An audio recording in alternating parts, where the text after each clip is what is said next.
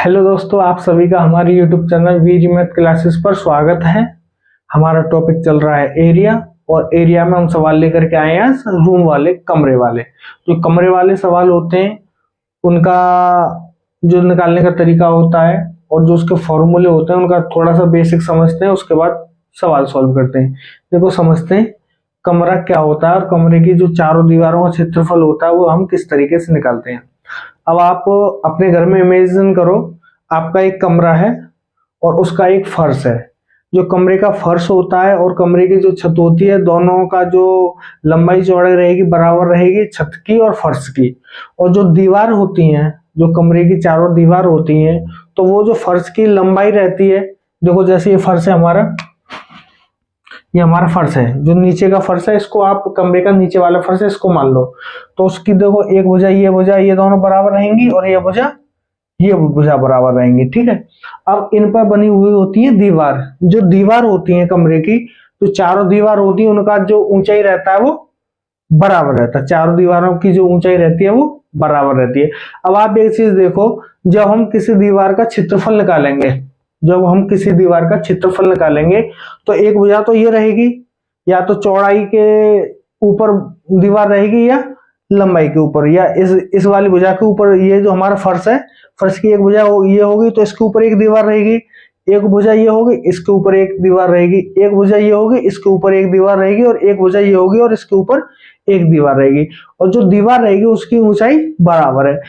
जब इसके ऊपर जो दीवार है उसका हम क्षेत्रफल निकालें, देखो ये हमारी फर्श की एक भुजा है बी, इसकी चौड़ाई कितनी बी, इसके ऊपर एक एच ऊंचाई की दीवार है। तो आप देखो जो दीवार रहती है वो मैक्सिमम आयताकार रहती है। एक तो उसकी ऊंचाई रहती है और एक उसकी लंबाई रहेगी या चौड़ाई रहेगी। ये लंबाई हो जाती है कमरे की और ये चौड़ाई हो जाती है। तो जब दीवार का क्षेत्रफल निकालते हैं, जब इसके ऊपर दीवार बनी होगी तो उस दीवार की ऊंचाई कितनी होगी, एच। तो एच ऊंचाई की और एल लंबाई की दीवार का क्षेत्रफल कितना हो जाएगा, एल गुणा एच। अब एक दीवार तो इसके ऊपर बन गई, ठीक है। अब एक दीवार इसके ऊपर बन रही है। अब इसके ऊपर जो दीवार बनेगी उसका जो क्षेत्रफल होगा वो कितना होगा, बी गुणा एच। इसी तरीका से एच ऊंचाई की एक दीवार इसके ऊपर बनेगी तो उसका क्षेत्रफल कितना हो जाएगा, एल गुणा एच।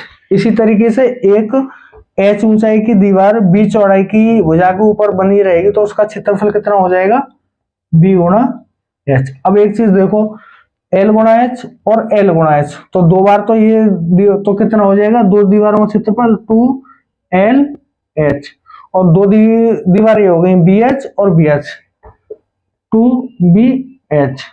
तो ये हो गया, ठीक है।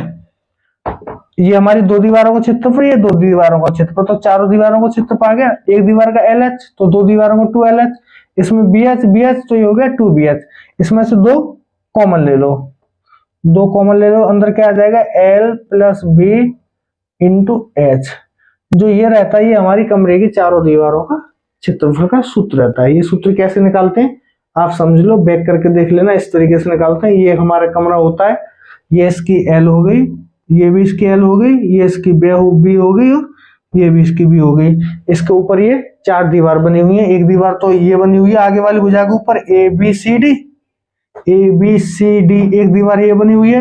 एक दीवार कौन सी बनी हुई है, जी H E F G H. ये जो जी एच भुजा है ना, यहां से लेके यहां तक इसके ऊपर एक दीवार बनी हुई है। एक दीवार कौन सी भुजा के ऊपर बनी हुई है, ए जी के ऊपर, ये ए जी भुजा है, इसके ऊपर एक दीवार बनी हुई है। एक भुजा है हमारी बी एच, इसके ऊपर एक भुजा बनी हुई है। तो ये जो चारों दीवारों का जो क्षेत्रफल होता है ये होता है इतना, ठीक है। अब इसके ऊपर हम एक दो सवाल करते हैं और आगे समझते हैं, ठीक है।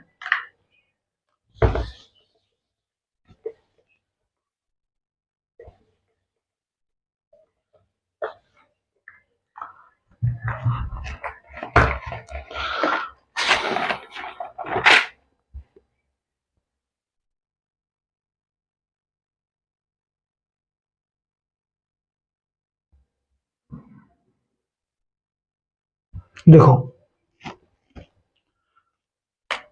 एक कमरा है, कमरे की जो लंबाई है एल कितनी है, 3 मीटर, बी कितनी है, 4 मीटर, और एच कितनी है, 7 मीटर।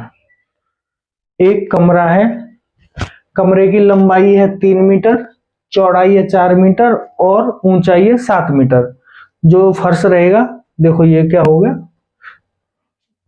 फर्श बनाते हैं पहले। ये जो फर्श है हमारा, ये फर्श बना हुआ है। उसने बोला इसकी लंबाई चौड़ाई गलत लिख दी ना, इसकी जो लंबाई कर दो वो कर दो 5 और चौड़ाई कर दो 3। ये 5 है, ये 3 है। अब इसके ऊपर जो दीवार बनी हुई है उसकी ऊंचाई कितनी है, 7 मीटर। एक हमारा कमरा है, उसकी जो फर्श है, फर्श की लंबाई 5 मीटर, चौड़ाई 3 मीटर और जो उसकी दीवार बनी हुई है उसकी ऊंचाई है 7 मीटर। तो बोल रहा है कमरे की चारों दीवारों का क्षेत्रफल बताओ। चारों दीवारों का क्षेत्रफल का हमने क्या सूत्र बताया था, 2l + b × h। तो कितना होएगा, 2l कितनी है 5, b कितनी है 3, h कितनी है 7। तो कितना आ जाएगा, 5 और 3 8, 8 2 × 8 × 7। तो कितना आ जाएगा 112। इसको आप सेंटीमीटर कर लो, ये आ जाएगा सेंटीमीटर स्क्वायर। इस तरीके से कमरों की चारों दीवारों का जो क्षेत्रफल निकालते हैं वो इस तरीके से निकालते हैं।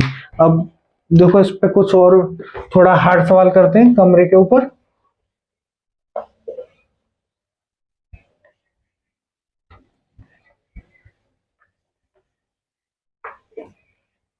सवाल दिया है हमारा,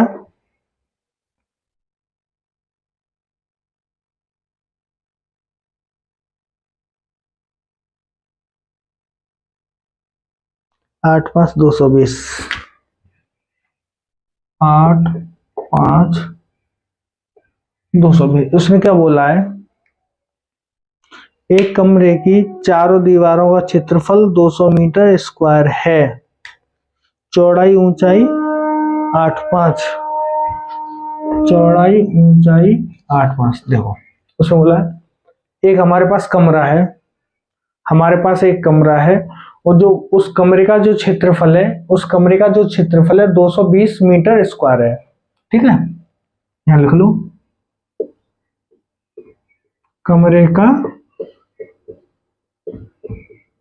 क्षेत्रफल कितना है 200 मीटर स्क्वायर और जो कमरे की चौड़ाई है, कमरे की चौड़ाई कितनी दी हुई है 8 मीटर और कमरे की ऊंचाई कितनी दी हुई है 5 मीटर। अब बोल रहा कमरे की लंबाई बताओ, कमरे की लंबाई बताओ। अब देखो ये कमरे का क्षेत्रफल दिया हुआ है, कमरे का क्षेत्रफल का सूत्र क्या होता है, 2l + b × h बराबर 220 दिया हुआ है। उसने क्या बोला, एक कमरे का क्षेत्रफल 220 मीटर स्क्वायर है, तो 2l + b × h बराबर 220 मीटर।